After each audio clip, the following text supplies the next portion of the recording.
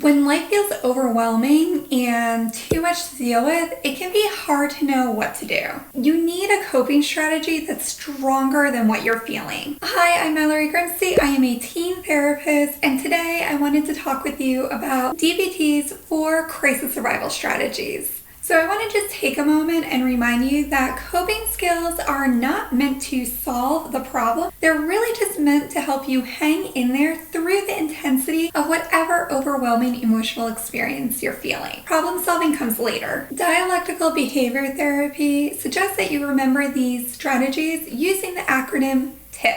T stands for temperature. Most of us, when we get upset or emotional, we tend to burn off more energy. There's a lot of physical stuff that's going on, so we tend to heat up. So literally cooling down our physical temperature can help in these moments. You can do this by taking a shower, running cool water over your face or this part of your forearm. It's a little more sensitive to temperature changes, so that's a great area to run some cool water over. You can chew on some ice or even drinking a cool glass of water, which has some bonus benefits because when you stay hydrated, you tend to feel better physically and you have more energy and focus and motivation. Plus, when you drink water, you produce more saliva, and saliva actually helps to calm us down. If you've ever seen a stressed out dog panting, they're trying to create saliva for that same effect. I stands for intense exercise. Now, of course,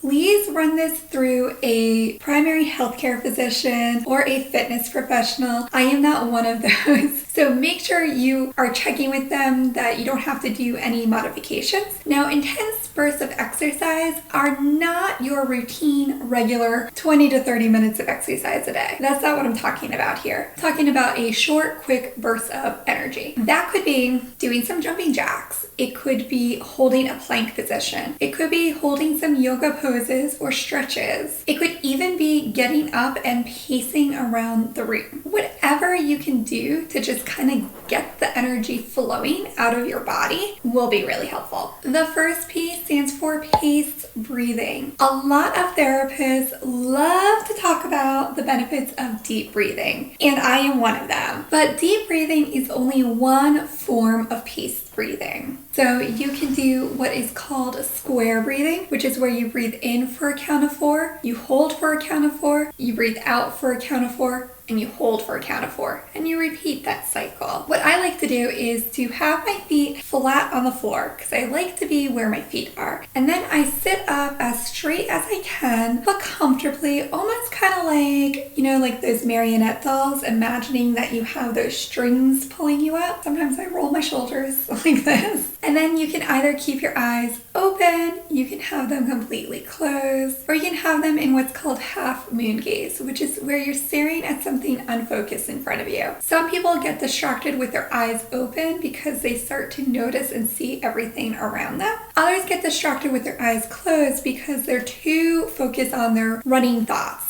There's really no right or wrong way, whatever is going to work best for you. So after you've figured out your sitting and your eye positions, then you want to go ahead and breathe slowly in through your nose and then even slower out of your mouth. And then you want to go ahead and repeat that as many times as you need. Some other forms of paced breathing are called alternate nostril breathing, where you hold one nostril closed and then you breathe in and then you close that nostril and then you breathe out the other way. And then you repeat it on the opposite end. Another variance on paced breathing is to actually speed up your breathing so that you can slow it down. Sometimes when we're panicking or having a panic attack, we feel it coming on. Telling you to go ahead and slow down your breath isn't going to be helpful because everything else is going wonky. If you could slow down your breath, you wouldn't be having a panic attack. So instead, trying to go with it and get control over the increase in breathing can help you then reverse it and slow it down. So you can do this through what's called breath of fire, which is where you just very strongly and shortly breathe in and out very fast through your nose. And after doing about 10 breaths or 10 seconds of that, then try to slow down your breathing and see how that helps. And the last P stands for paired progressive muscle relaxation. You know those stress balls that people have hanging around? You use them when you're really stressed out and you squeeze them and you release them. That is paired progressive muscle relaxation at work. If you don't have any stress balls, that's okay. I like to pretend that you are squeezing lemons or oranges. What you do is you just pretend that you have them in each hand, then you squeeze and release, and then squeeze and release. And you alternate the hands, and that's called one pass. So if you do that 6 to 8 times slowly, it will help to slow down your emotional experience so that you can get focused, clear, and in control, and then you can go to problem solving. If you're struggling with disappointment, I really recommend that you watch the video that's on your screen right now. And please be sure to share this video because you never know who you could be helping. Thanks for watching.